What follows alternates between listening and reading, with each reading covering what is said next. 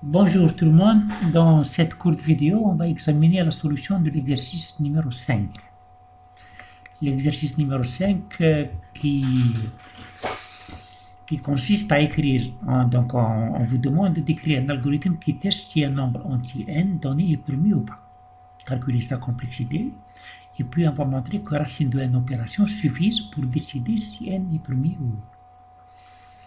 Le premier algorithme naïf, c'est-à-dire le plus simple, serait par exemple de le diviser par tous les nombres qui lui sont inférieurs, donc de 2 jusqu'à, on va dire, 1 sur 2. Donc si on écrit l'algorithme en Python, on va avec donc is prime de n. Pour i allant de 2 jusqu'à 1 sur 2, c'est la valeur entière. Donc si n est divisible par i, donc return false, sinon return true. Sa complexité est donc de l'ordre de n. Précisément, c'est 1 sur 2 opérations, puisqu'on va de 2 jusqu'à, c'est à peu près 1 sur 2. Ce qui n'est guère efficace. Imaginez que n soit de l'ordre de 2 à la puissance 100. Dans ce cas, il faut faire quoi? La moitié, c'est-à-dire 2 à la puissance 99 opérations. C'est énorme. Alors, supposons que n soit divisible par un nombre alpha. Dans ce cas, on peut écrire que n c'est égal à alpha bêta. Et donc bêta est aussi un diviseur de n. On va montrer que alpha et bêta ne peuvent pas tous deux être plus grands que racine de n.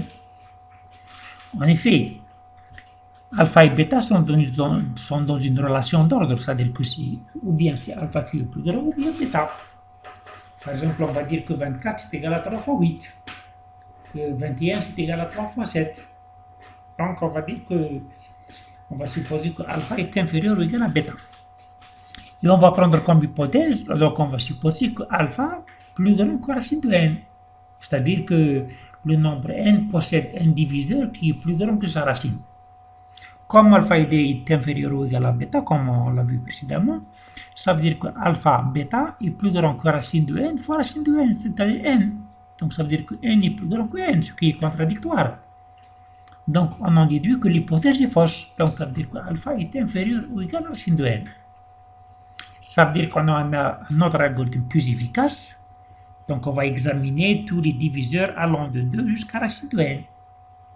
Si on trouve un diviseur, alors la réponse est fausse. Sinon, la réponse est vraie. Et cet algorithme, il a pour complexité racine de n. Bien sûr, on peut encore l'améliorer un peu. On peut aller jusqu'à racine de n sur 2. Parce qu'on va dire que si n est plus grand que 2, s'il n'est pas divisible par 2, alors il n'est pas divisible par 4, par 6, par 8, et ainsi de suite, tous les multiples de 2.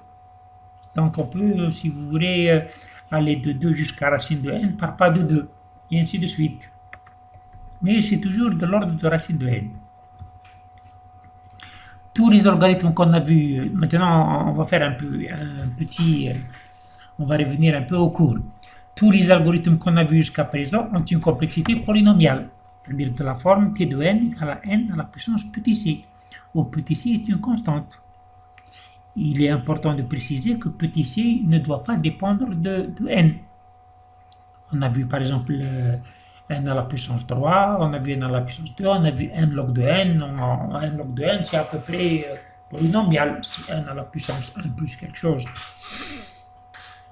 Alors, définition, on appelle grand P la classe des problèmes qui possède une complexité polynomiale, t de n égale n à la puissance c, où n est la taille du problème.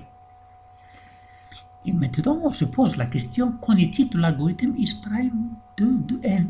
Est-ce qu'il est de complexité polynomiale? Est-ce qu'il appartient à la classe P? En effet, t de n, c'est de l'ordre de n à la puissance 1 demi. Donc ici, on a petit c est égal à 1 demi. Eh bien, pas tout à fait. En effet, un problème de complexité polynomiale quand t de n égale n à la puissance petit c, où n est la taille du problème, ce qui n'est pas le cas pour l'algorithme is prime de n. Pourquoi?